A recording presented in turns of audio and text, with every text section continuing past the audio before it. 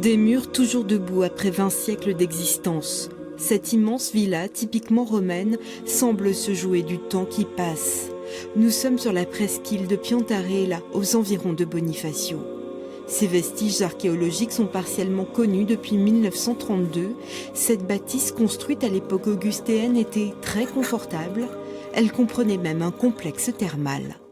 Ici, on a quelque chose qui ressemble plus à ce qu'on va retrouver entre Rome et Naples, grosso modo, avec des villas assez prestigieuses, assez grandes, et donc probablement d'un autre type qui ne sont pas vouées à la production agricole. On est plutôt dans quelque chose où on venait se reposer, éventuellement passer du bon temps. On a l'impression qu'il y a quand même l'édifice thermal est relativement important, donc c'était plutôt tourné vers les loisirs plutôt que vers la production. La villa s'étend sur 3500 mètres carrés.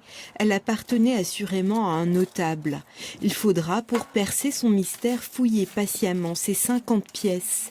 Ici, les archéologues ont découvert des fragments de vaisselle. La première idée à l'ouverture de ces sondages, c'est qu'on est peut-être dans des locaux de service qui sont dans la grande résidence qui était la Villa Piantarella.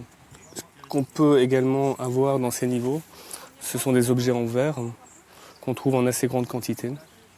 Et donc ce sont des gobelets, des cruches, des choses de ce type, donc pour la consommation des liquides.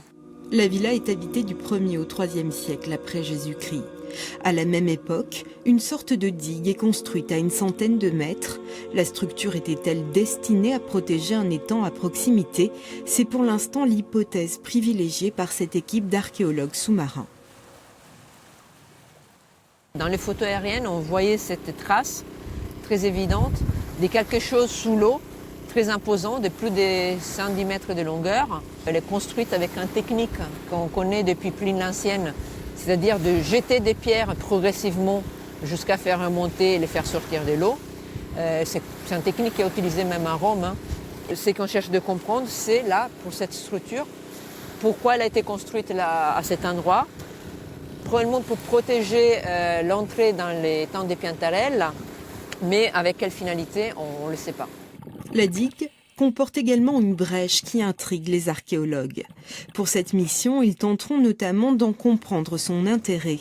Mais avec cette nouvelle plongée, ce jour-là, les conditions ne sont pas favorables pour obtenir des réponses. Le vent soulève les vagues, donc on a de la houle sur le site.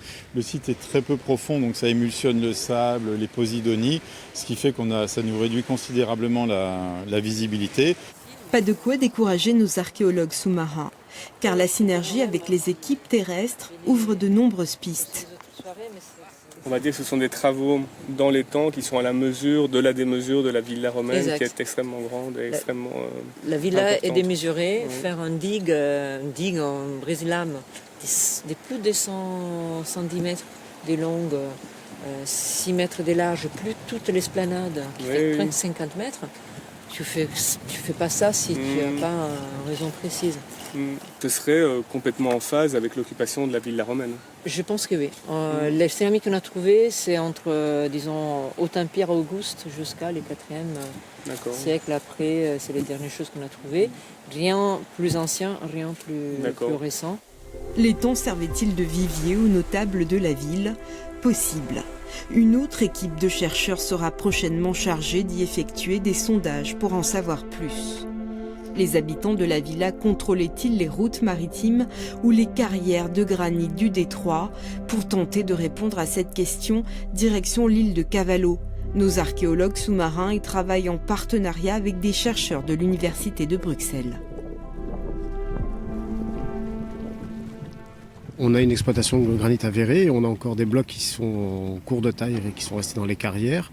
Et il y avait donc tout un commerce sûrement de ce granit qui, lui, pour l'instant n'est pas défini. Enfin, on ne connaît pas très bien les routes commerciales, l'utilisation de ce granit. Donc l'idée, c'est d'essayer de travailler sur l'ensemble du golfe pour essayer, des Bouches de Bonifacio, pour essayer de voir où ces blocs pouvaient être exportés et utilisés par qui dans les différentes structures architecturales que l'on peut retrouver un peu ailleurs.